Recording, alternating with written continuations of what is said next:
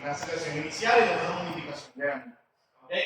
En este caso vamos a tener que va a tener dos pasos, uno inicial generado por el eje de parasitos, ¿okay? A nivel del carrito, que van a liberar una producción que va a ser principalmente de contenido inorgánico, como sales biliares y colesterol. ¿Okay? Y luego se van a ser modificados con ácido bicarbónico. ¿Okay? Esto principalmente inicialmente por los hepatocitos, la cantidad de contenido inorgánico y luego su trayecto se va modificando, se le va agregando ácido bicarbónico para generar la víctima y los colagecitos o células epiteliales del cuerpo. En este sentido, recordemos rápidamente, tenemos las vías más pequeñas, que son los canalitos biliares, dispuestos en diferentes células los hepatocitos, ¿okay? Que van confluyendo, van a ayudar a conductivos biliares intralobiliares, luego conductivos biliares periportales y finalmente a conductos biliares, en este caso interlobiliares, que van confluyendo, y estos interlobiliares van creando cada vez conductos como ya está libre, hasta dar conducto hepático derecho y conducto hepático que confluyen en el nivel de, digamos, la salida extranuclear del conducto hepático y al dar un conducto hepático común. El conducto hepático común confluye con el conducto cíclico por primera vez en el día para dar un recorrido. El cual desciende, ingresa el parénquima de la cabeza del padre, también cercano a la polla de basta, que se excreta junto con las funciones principales del páncreas al organizar el interno y el tubo. ¿Okay?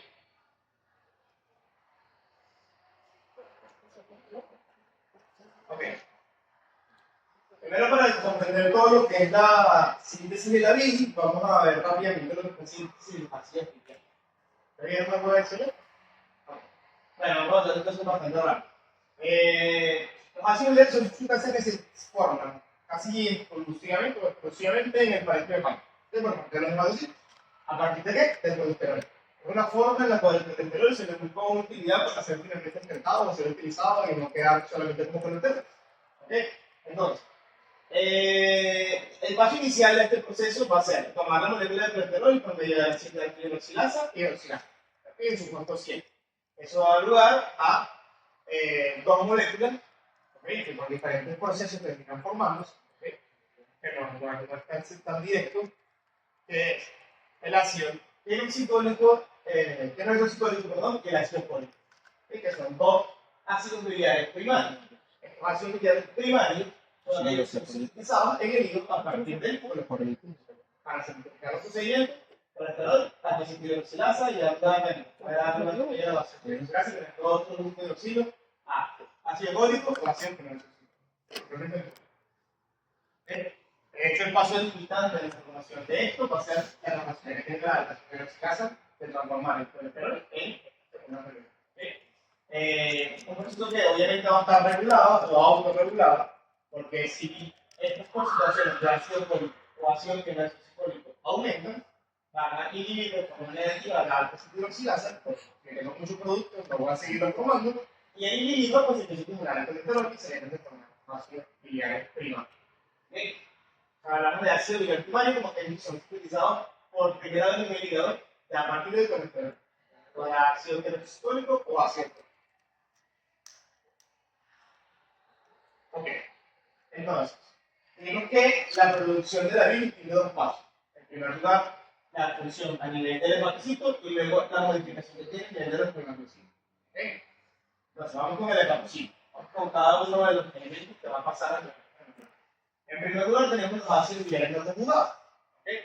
Los ácidos biliares no conjugados son producidos aquí, pero también pueden llegar al circuito hepático por medio de la circulación hepática que llamamos una conjunción. Pero básicamente ellos pueden utilizarse allá adentro o ser excretados y volver otra vez y quedar en esto. Entiendo que ingresarlo de nuevo para volver a utilizarlo. Y eso lo hace a través de un transportador en NSTP, el transportador sodio tauroclano. Esto ya. Que básicamente va a aprovechar el gradiente de sodio que siempre se genera por el paso lateral. La ocupación de función que va a estar creando mediante el sodio y aprovecha ese sodio para hacer un grupo de transporte sin porte de esta ácido biliar no conjugado para ingresar en el interior del cerebro. A través de un portal. ¿Qué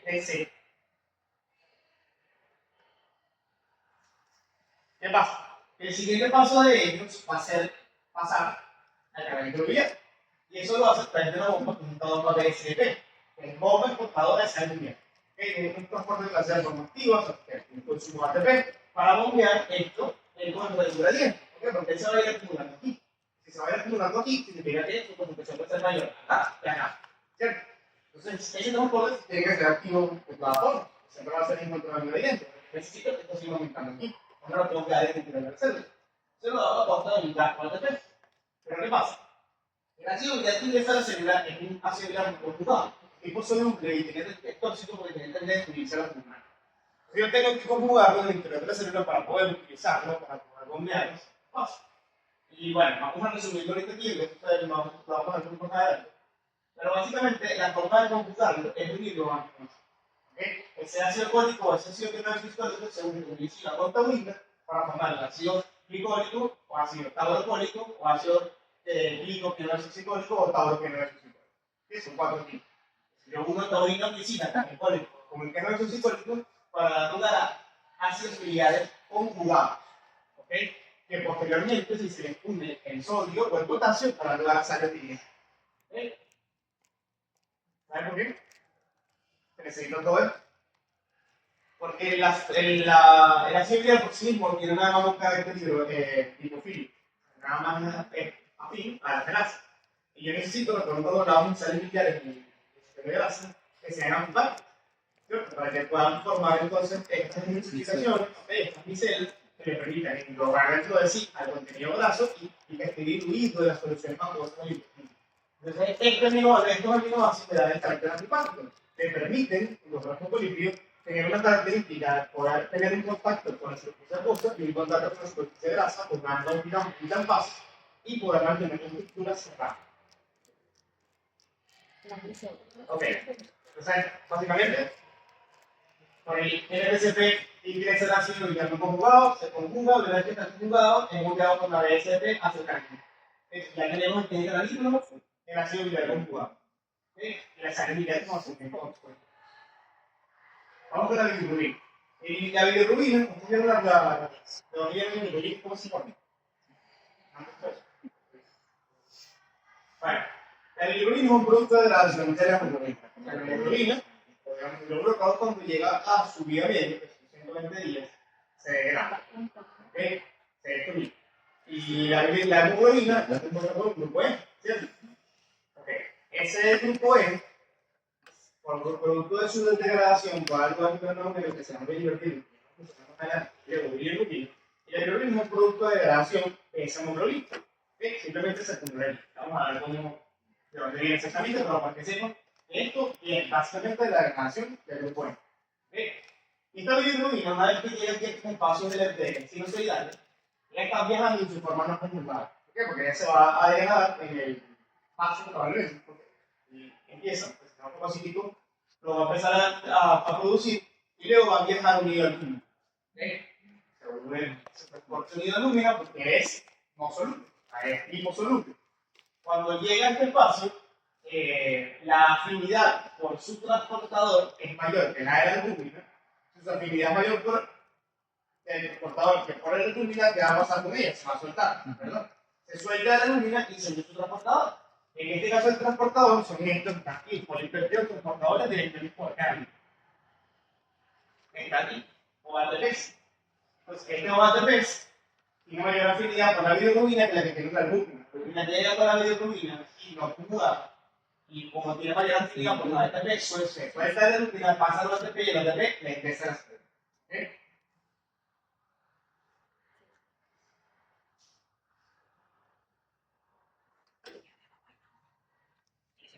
Okay. Una vez que ingresa a la célula, ya tiene que conjugarse. ¿Okay? Esa conjugación, una vez que entra a la célula, por este ATP, se tiene la lúmina no conjugada, unida a la lúmina bilirrubina no conjugada, más corta, aquí se libera. ¿Okay? Los ATP, no hace falta saber cuáles son. Los ATP, hay dos tipos, uno de 1 y uno de 3. Pero transporta, ¿okay? Al interior de la célula, como bilirrubina no conjugada. Aquí una vez dentro se unen unas ligatinas, unas proteínas con biología celular, en lo que hace es unirse a la bilirrubina para evitar que ella salga de Básicamente la relación es fijada dentro de una célula. El ligandino. El ligandino esta liganina se ve en el termograma jugada, esta liganina transporta el liso, donde la uridinoglucoriol proteasa. Máximo resulta ser el glucónidos de uridina del UDP, ¿ok? A la liganina jugada y la va a transformar en hidróxido jugada. ¿Por qué? Porque le va a dar esos dos grupos asociados. Entonces, al conjugarla, y los transportadores que son MRP2, ¿okay? Van a ser capaces de transportar el cloruro de hidrogena hacia el canal. Entonces ingresa en su forma no conjugada, porque va a ATP, ingresa, se une a la ligantina, el ligantina va a transportar el sistema liso y una vez que está en el sistema liso, por la UDP clorinotransferasa, le transfiere esos dos grupos y por ende la conjuga para que pueda por el MRP2 pasar hacia el canal. Entonces ya pasamos los ácidos biliares, los conjugamos y los pasamos a la bilis. Y pasamos la bilirrubina en conjugamos y la pasamos a la bilis. ¿Okay? Igualmente, conjugarla para qué? Porque aquí la bilirrubina es indirecta. ¿Okay? Antes de este paso, por tanto, el liposoluble y hay que incluir la agua hidrosoluble para poder pasarla a la bilis, que va a tener un medio acuoso y un recipiente de agua. ¿Okay? ¿Se entiende?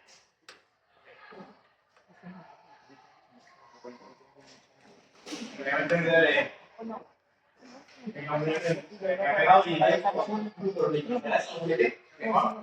y básicamente la transferencia los grupos es de glucoronil, se lo pasa, se va por el glucoronil de bilirrubina, el glucoronil de bilirrubina se pasa por un milibot y forma el puede el glucoronil de bilirrubina que yo tengo jugada para que pase de este lado, un R2 hacia el canal glucoronil.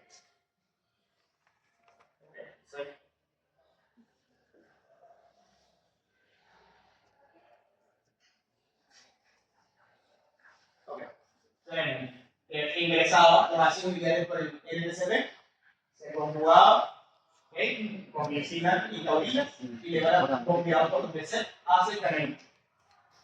Tenemos por otro lado la bilirrubina, ingresa por el lado ATP y de esa tiene con albúmina, se suelta y ya se conjuga con el glucuronio de bilirrubina, se forma por bilirrubina directa o conjugada y luego transportado por el MRP2 a el interior del cerebro.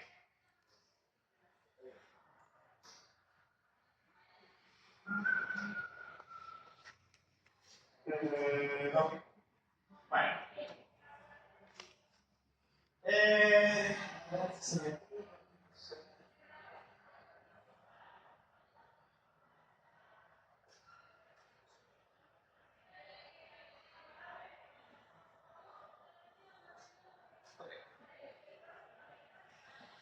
Ok. Esta acumulación que estoy pasando hacia el canáliculo, una gran cantidad, digamos que hay dos células hepáticas, y tenemos unas uniones óculas. Uniones óculas generan espacio sea hermético, digamos, pero para poder meter el paso de iones, pero hay un espacio entre ellos que es lo que va a dar el canáliculo biliar. Este espacio de aquí es el canáliculo biliar. Entonces se está secretando hacia acá todo lo que mencionamos ahorita. Los ácidos biliares, la bilirrubina, etc. Al yo concentrar acá, estos aniones orgánicos son cargas negativas, ¿cierto? Entonces, al pasar estas cargas negativas, esto va a generar que el sodio empiece a desplazarse hacia el canal.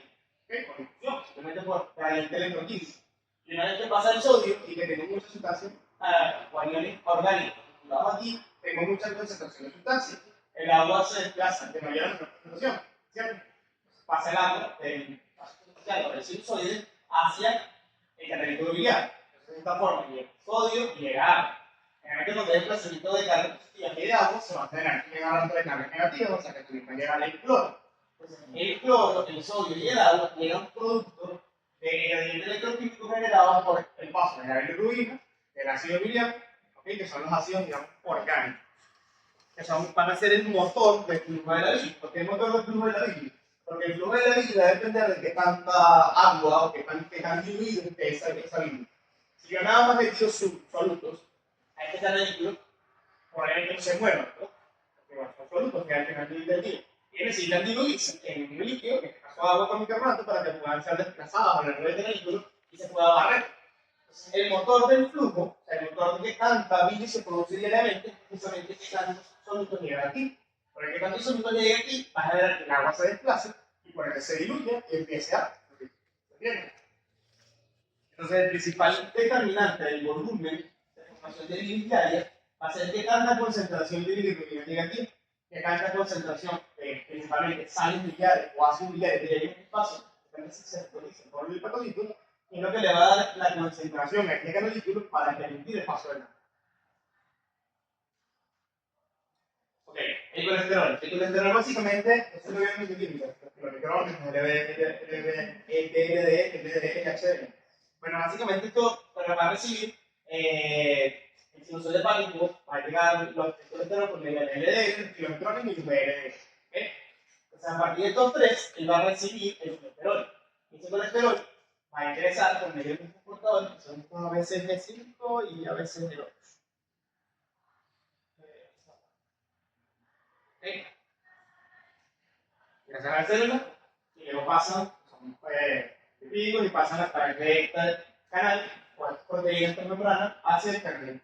¿Okay? Ya tenemos aquí el canal con ácidos biliares, tenemos el colesterol y tenemos la bilirrubina. ¿Cierto? Esa concentración permite que pase el agua, el sodio y el cloro. Entonces, esa es la composición inicial que tenemos a nivel del canalículo de la bilis.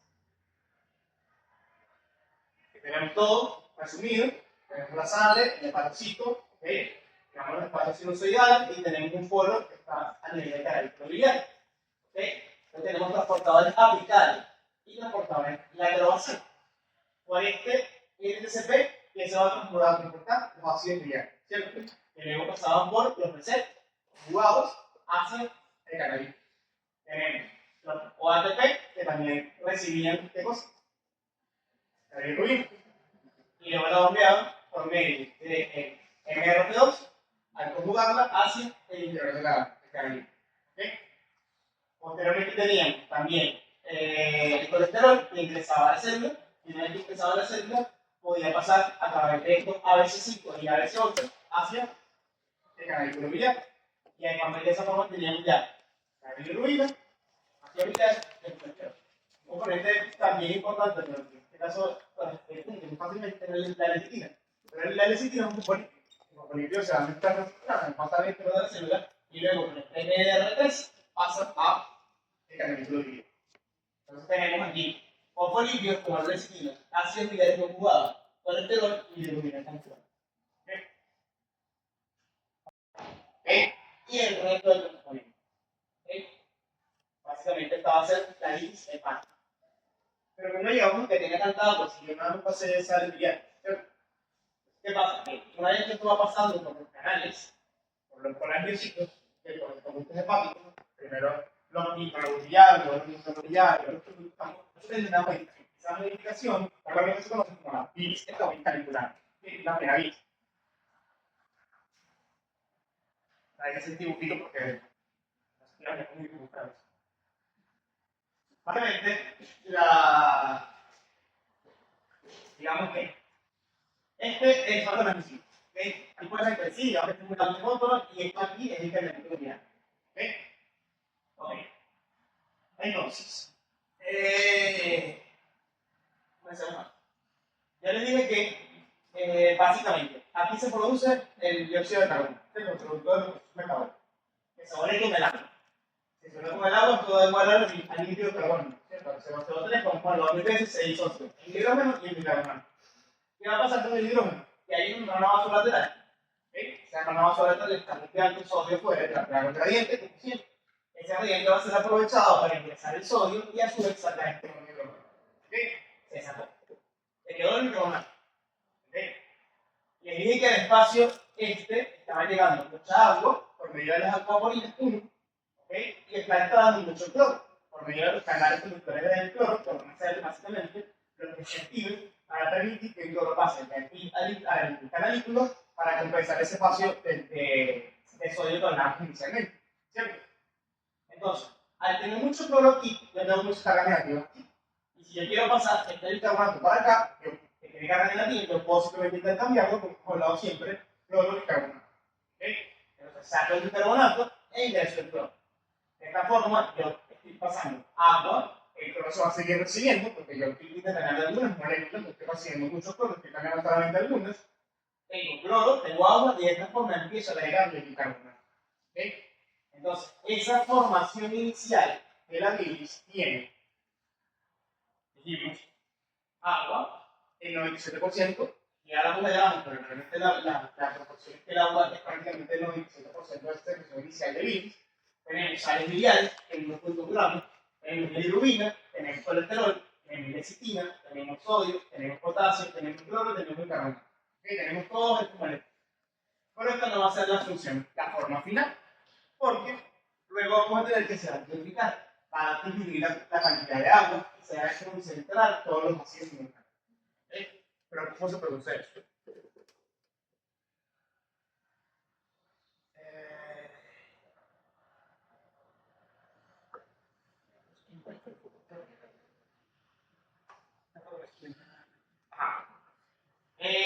La bilis se produce aquí, ¿cierto? ¿Cómo se llama esto que vamos? ¿Esto aquí? Voy a llamar. ¿Qué? Un filtro, ¿cierto? Filtro de odio. Ese filtro de odio, ya vamos a ver, no se relaja, pero se mantiene como todos los filtros de todo. ¿Ok? Esto no pasa. Esto no pasa de 10, 15 minutos de estudio y siempre está contraído. ¿Para qué está contraído? Porque todo ese flujo va abajo. Si se consigue con esto cerrado, ahora ahí, no puede hacer nada, tiene que volverse. Y al volverse ese flujo retrógrado, no se va por el mismo ángulo que tiene, así, sino hacia la vesícula biliar. Entonces, es la forma en la cual esta vesícula biliar almacena o recibe la bilis para almacenarla y cumplir su principal función, que es concentrarla. Entonces, ahora sí podemos. Entonces, la función principal de la vesícula es almacenarla. Una vez que la almacenan, no la almacena, sino que la concentra. ¿Qué hace? Ya que sabe que su capacidad se repite bien, 30 a 60%. Ella puede recibir diariamente la mitad de la producción de biliar, que diariamente producía 500 a 1200. Así que la mitad puede ser 450 a 500 de bilis. ¿Ok? Ella puede recibir prácticamente esa cantidad. ¿Por qué? Porque ella va a concentrarla, ¿ok? Y por ende, no se va a llenar de más. O sea, ella 500 a 600 ml de bilis que se producen, ella lo va a transformar en un volumen mucho menor y lo va a concentrar en un volumen. Esto lo compré en el directorio. ¿Y entonces cómo se produce? Este polvo se quede.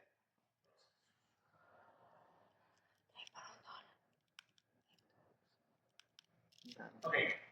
Esta va a ser la especialidad de la vesícula y es básicamente. Entonces, Yo no sé, todo fíjate que sería una sola estudio. Bueno, muchas gracias que la serie una pared de la vesícula y una otra que ¿entiendes? Entonces, como siempre, tengo una hoja de documentación, me está creando yo siempre conozco y hago la división. Se libera, se disocia por más hidrógeno y hidrógeno. El hidrógeno es utilizado en el sodio para ingresar sodio y sacar el hidrógeno. ¿Cierto? Ok. En ningún momento yo estoy tratando de el cloro intercambiar con el bicarbonato para que el bicarbonato salga y el cloro entre. El cloro tocará el expenderse para el espacio intercellular. El sodio y el cloro en el espacio intercellular. Si entonces está acumulando aquí, ¿qué va a pasar? Va a pasar hacia el espacio intersticial, el espacio intercelular, para compensar el aumento del microquímico que se genera. ¿Cierto? Entonces, estoy restándole agua, estoy restando sodio, estoy restando cloro. ¿Sí? Ok. Ya resté todo eso. Me quedé con mi hidrógeno y trabajando en la luz de la vesícula. Si yo escribo lo uno, ¿qué me da? Anhídrido carbónico. Que no se disocia y me da lugar a que oxígeno de carbono que se puede absorber en una de célula y seguir el mismo proceso y agua. ¿Ok? Y esa agua la que otra vez con agua polina, y la estoy sacando de la vesícula. Estoy restando agua, estoy restando cloro, estoy restando sodio y estoy restando bicarbonato. Si yo quise tener algo, pero estoy uniendo el los A mí, libros en la carrera de que psicología, realmente nunca fue como eliminando el curso de quinto grado. entonces, ¿qué hago? Eso realmente Quinto simplifica grado, un poco la vida. pero La deja un no pedazo sé si yo sé. aproximadamente de 7. ¿Ok? Y se mete Usted el diga, pH normal y ahora deja un pH aproximado. Entonces, ¿qué pasa con la composición de la Piensa, de la piensa y tú, dime a si nivel piensas básico en tú algo. ya tienes el Y agua ajá, y el el otro. uno. sí. Y todos los demás componentes Ay, no. orgánicos de los cuales no Yo hablamos, estoy muy de si yo el resto del agua, pasa acuerdo de ellos. si me tuviese Se concentran, ¿verdad? Entonces, hay más por cada yo no volumen. entiendo cómo Obviamente no aumenta la cantidad de sal que te el gusta, profesor sino nos más dice concentrado. O sea, sería pasa del 2.1 a 0.3. La biología de yo creo que se 0.04 va a 0.3. Durante el oro de 0.1 de estudié 0.09 y así con todo. todos los números El con sodio, correcciones al contexto. excepto el Hice la cloro, práctica como tal, excepto todo el bien, bicarbonato. las medidas que ese niño estaban Todo lo demás correctas, ¿no? aumenta. La Por profesora simple me colocó un censo que de no hay más clase, nada, hay entonces que yo no sé más, cómo no se está tengo que pudiendo despedir. ninguna. Me dio una rabia porque Lo que en se la concentrar la primera bilis estoy con de 5 a la 3 es necesito el 2 14, de entonces ahí sí dije como que rechazar. y tenemos un resumen más o menos, que básicamente todo para estos componentes, y luego así te dan como el sodio, Me el puso así glúcido, la primera, un me resumen puso más o menos. 13 Y seguimos haciendo esto. y otra compañera que la preguntó, nunca le respondió nada, me puso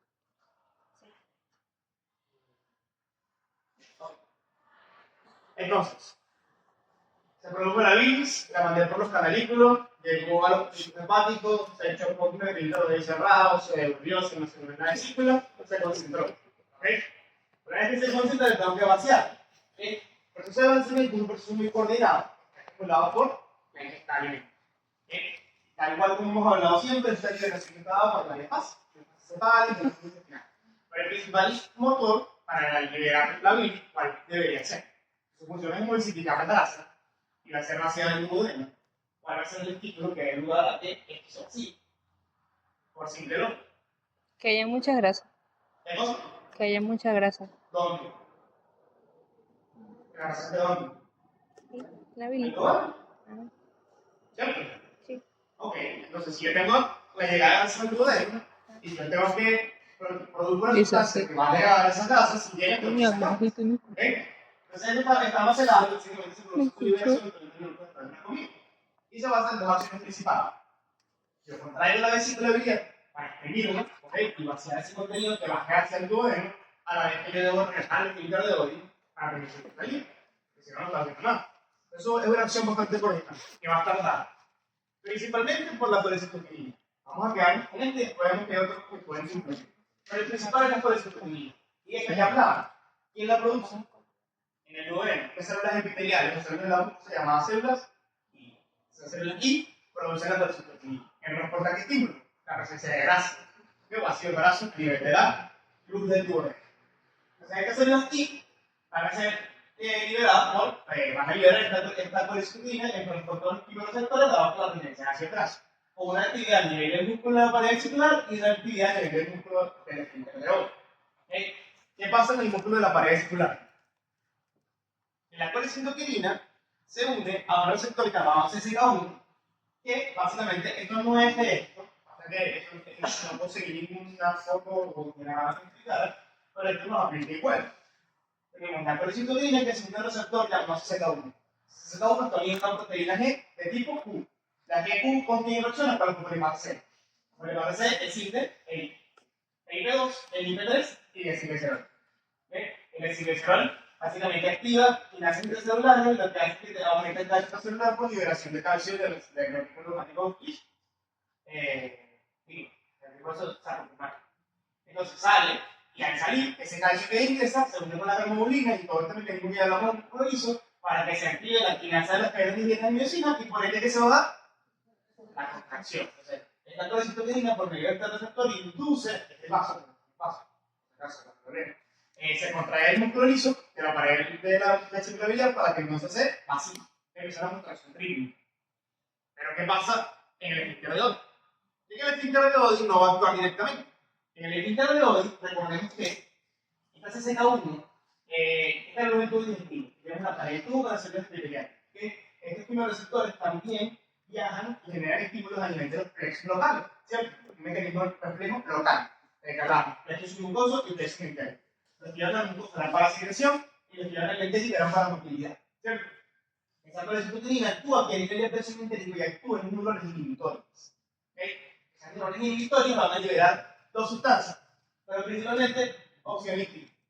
El óxido nítrico y el efecto activo que hacen, ellos son relajantes de la musculatura.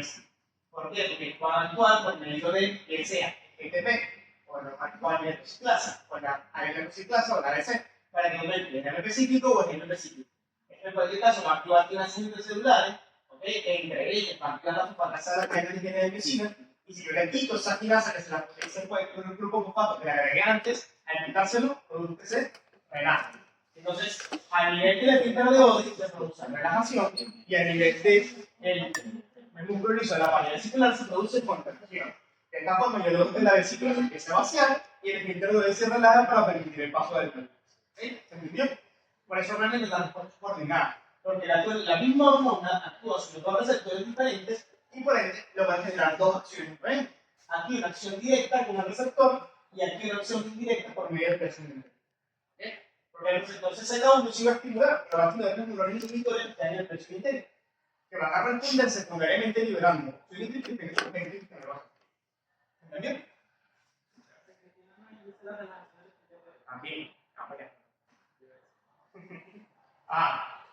Entonces, ¿es lo único? No. También tenemos aquí que realmente cuando tenemos una fase cefálica, esta es la fase intestinal, que es muy importante realmente, pero también tenemos una fase cefálica. ¿En qué constituye esa fase cefálica? Todas las experiencias aprendidas como hablaba antes, cuando hay un estímulo, incluso antes de comer, se genera una activación del complejo o el núcleo dorsal motor del vago, ¿cierto? Y es envía de diferencia a diferentes puntos, y a la vesícula. A la vesícula le va a llegar acetilcolina. Y la acetilcolina siempre hemos dicho que es una actividad motora, ¿verdad? Esa motora va a llegar que el músculo liso se contrae. Realmente, de una forma mucho más leve de la que lo hace la acetilcolina. Tiene un efecto muy leve. Lo que sí logra es que si apenas yo voy a ingerir el alimento antes del estímulo significativo renal, yo libero con ese estímulo leve una pequeña cantidad de bilis hacia el lugar. Una pequeña cantidad que esté lista para recibir el resto de la libertad y para una pequeña capa, ¿cierto? Se está formando el timo, pero igualmente se está pasando hacia acá, ¿ok? Ciertos 3 a 5 ml en cada contracción de ese timo hacia el duodeno, ¿cierto? Entonces, si yo tengo una pequeña cantidad de quinquita, yo puedo ir procesando o puedo ir dividiendo esos ácidos que van a llegar. El duodeno se prepara para terminar de venir.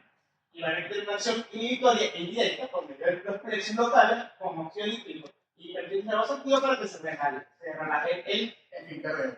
¿Okay? Entonces aquí que el ácido biliar estimula la secreción para glucosa. ¿Por qué? Porque dijimos que lo que principalmente regulaba la síntesis de la bilis era qué tanto ácido biliar, qué tanto colesterol, qué tanta bilirrubina y empieza, ¿cierto? Pero principalmente los ácidos biliares.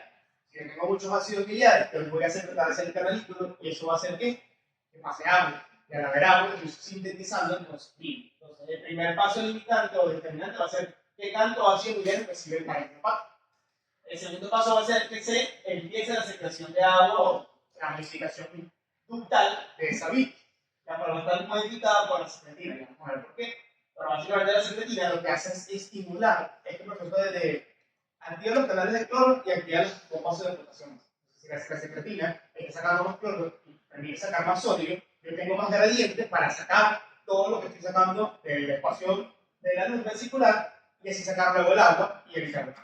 Entonces lo que me favorece es que yo logre sacar más en el paso canalicular. Tenemos la célula es el duodeno, produce secretina. La secretina actúa a nivel de la célula ductal, activa nuestros canales transportadores de cloro, para que el cloro, una vez que yo lo ingrese del conductivo, lo intercambie por el bicarbonato, ¿verdad? Y yo tengo que sacar más bicarbonato. Si yo estoy sacando más bicarbonato y estoy llenando de concentración por el paso también del cloro, de este espacio, vamos a sacar. Yo estoy sacando el sodio hacia el espacio intersticial. Estoy quedando una venta. ¿Cierto? Eso es lo primero. Aquí la secretina actúa y va a activar al final. sustancias a todo nivel, digamos, del código genético para que se sinteticen estos canales explosivos. Yo tengo mucho cloro acá y este cloro sale, ¿cierto? Al salir, yo lo tengo disponible para lograr sacar el bicarbonato que mencionamos anteriormente. Sacar el cloro por bicarbonato. Pero dijimos que no todo el cloro realmente se intercambia. Es un mecanismo para tratar de sacar el bicarbonato, pero también queda mucho cloro aquí. Yo tengo muchas cargas negativas de bicarbonato y de cloro.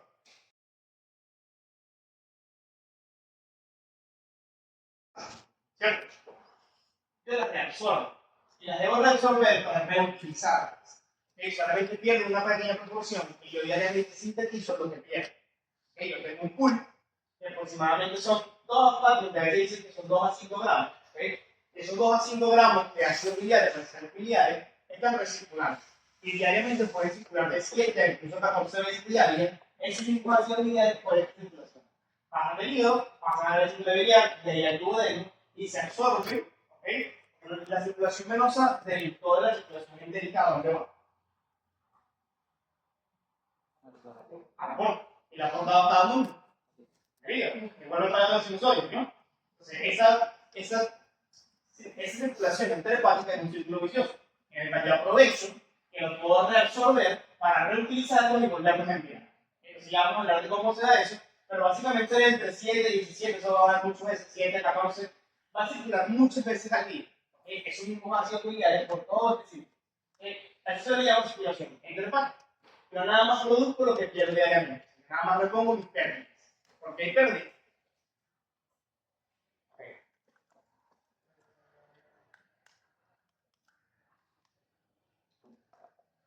Bueno, yo tenía ácidos biliares primarios, ¿cierto? Que me conjugaba y me quedaba el glicólico, taurocólico, glicogenoalcicólico y taurogenoalcicólico. Yo eso se lo unía en el sodio con el potasio y los mandaba al duodeno. En el duodeno, ellos pueden actuar directamente, ser utilizados y ser posteriormente reabsorbidos. Entonces, estos que llegan acá, que son reabsorbidos, yo los puedo utilizar para el nuevo secretado, por el mismo transportador. El NTCP hacia la célula de hepatocitis y el hepatocito lo manda el cambio. Pero ¿qué pasa con aquellos que se excretan? Aquellos que se excretan pasan, los reabsorbo de dos formas. Se reabsorben de dos formas. En todo lo que es duodeno y ayuno, se reabsorben de forma pasiva. Que básicamente son muy liposolubles, pasan a través de la membrana y luego pasan hacia la circulación extrahepática y llegan al hepatocito para hacer el nuevo viaje. Pero eso lo hace el 50% de los ácidos biliares que yo liberé al duodeno. Hay un 50% que no se lo da absorber y pasa a la luz del ilio, la porción más terminal que no es dado. En esa porción se puede absorber de forma activa. Es la diferencia. El hilo lo absorbe de forma pasiva. El hilo lo hace de forma activa. Y lo hace a través de este transportador. Un transportador de solutos orgánicos, el ASBT. El ASBT de esta información que debe conjugado aquí y aprovecha el gradiente de concentración del sodio, como siempre, y lo ingresa al interior de la célula. Una vez que lo ingresa al interior de la célula, es transportado, en este caso, por el OST, hacia el espacio intersticial para que pueda ser reabsorbido. Entonces, a través de dos transportadores, en el caso este, es un transportativo secundario, dependiente del gradiente de sodio. Aquí tenemos un transportativo primario, dependiente directamente del consumo de ATP. El ACBT lo bombea por la transportadora apical dependiente de sodio y luego por el transportador de solutos orgánicos llega al intersticio para ser reabsorbido por la circulación externa. Entonces, inicialmente de forma pasiva, en duodeno y ayuno, si llegan al ilion, la luz del ilion van a ser absorbidos por el ACBT o transportador apical dependiente de sodio y posteriormente por el OST, transportador de solutos orgánicos hacia el intersticio. Y ahí absorbido. Entonces, ¿qué pasa con aquellos que no se absorben? Si les que el 95% de ellos se absorben, ¿qué pasa con el otro 5%? Al llegar al colon hay bacterias. Estas bacterias actúan como enzimas. Tienen enzimas. Estas enzimas empiezan a degradar ese ácido fólico y ese ácido N-desoxicólico en dos sustancias, principalmente. Tenemos un suelo oxicólico.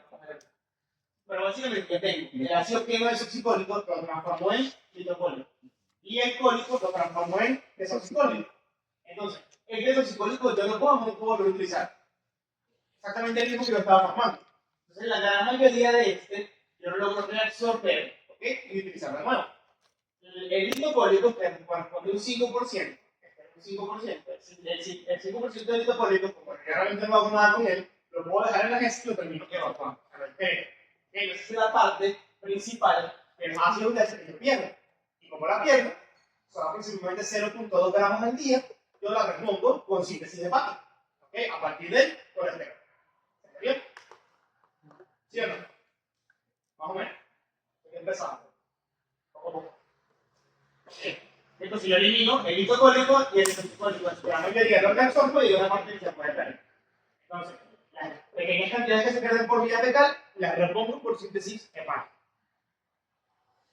Vamos a hablar con los pigmentos biliares. Que hablamos de los pigmentos biliares, que van a estar también en la iris, por ejemplo, también en heces, vienen de la degradación de la hemoglobina. Cuando el grupo cumple su, el glóbulo rojo cumple su vida media, aproximadamente 120 días, en 3 meses, la vida media aproximada de un glóbulo rojo. Cuando ella se fagocita o se degrada, ese glóbulo rojo ya está envejecido, el grupo M empieza a degradarse. Y ese grupo M da como lugar, en el producto de su metabolismo, a la bilirrubina. Esa bilirrubina inicialmente es insoluble. Y dijimos que esa bilirrubina insoluble, era captada por el hepatocito y era conjugada por el UDP, para formar el diglucuronio de bilirrubina, formando bilirrubina conjugada que podría ser detectada por la bilis hacia el intestino. Una vez que eso llega hacia el intestino, una vez que llega al intestino, pasa por todo el intestino delgado y llega al intestino grueso, el colon. En el colon hay bacterias. En el colon están muchas bacterias que son microbiota y tienen enzimas. Y estas enzimas, básicamente, lo que van a hacer es, tienen glucuronidases. Si yo había conjugado a la bilirrubina con el diglucuronio, que la bilirrubina conjugada, yo tengo una glucuronidasa que va a ser ella, y también glucuronio. La va a transformar otra vez en conjugada. Y luego de transformar en conjugada, la oxida. Y al oxidar, la transforma en algo llamado urobilinógeno. Ese urobilinógeno va a tener dos destinos. El 80% va a ser eliminado por medio de la GES. Porque la bilirrubina es tóxica. La bilirrubina no me sirve para nada, yo necesito eliminarla. Entonces, yo la elimino, es un producto que yo degrade mi hemoglobina. Yo degradé mis glóbulos rojos porque estoy formando nuevas. Pero no necesito esa bilirrubina en ese momento. Yo necesito eliminarla tóxica. Yo la mayor parte la elimino. ¿Qué hago con el otro por ciento que me queda? Perdón, el terpulino va a seguir su trayectoria y se oxida en otra molécula llamada terpulino. De hecho, el terpulino es una agente que le da el color por el pigmental es de color marrón. Por eso, cuando yo obstruyo aquí, que la bilis nunca llega al intestino, que tenga un cálculo o por lo que sea, las heces empiezan a ser blancas, alcohólicas. Porque esto, si yo tapo el conducto biliar y la bilis llega al intestino, ¿esto se formará? Si no se forma esto, se formará la terpulina. Si no tapo la terpulina, las heces tendrán pigmento. Entonces, las heces son alcohólicas, por eso. Lo vamos a ver más adelante, pero básicamente, esa es la explicación de por qué cuando hay una obstrucción de vía biliar, las heces empiezan a ser blancas. Bueno, el otro 20% que no eliminé, en forma de terpulino, lo voy a reabsorber. ¿Por quién? Por la circulación intestinal. Yo lo reabsorbo y llega al hígado. La gran parte de ese terpulino va a ser de nuevo captado por el hígado, lo conjuga de nuevo y lo ponemos por la línea. ¿Cierto? Pero un 5% de escapa, no logra ser captado por el hepatocito, por el hígado, y sigue por la sangre. Y en la sangre circula, y al circular por la sangre puede ser filtrado por el riñón. ¿Cierto? Cuando es filtrado por el riñón, pasa a la tubular, y allí sufre una oxidación, y pasa de ser urobilinógeno a urobilina. Y también es un componente importante del clorofenol. Y es aproximadamente un 1%. 200 miligramos, 2 miligramos día son eliminados por clorofenol. Entonces tenemos urobilina, estercobilina, urobilinógeno. Yo de este producto de degradación de hemoglobina para poder excretarlo, desde por medio de la heces y desde por medio de la orina. Y este 15% que estoy recibiendo se va a repetir igualmente. Para circulando para volver al sistema. ¿Se entiende? Chévere.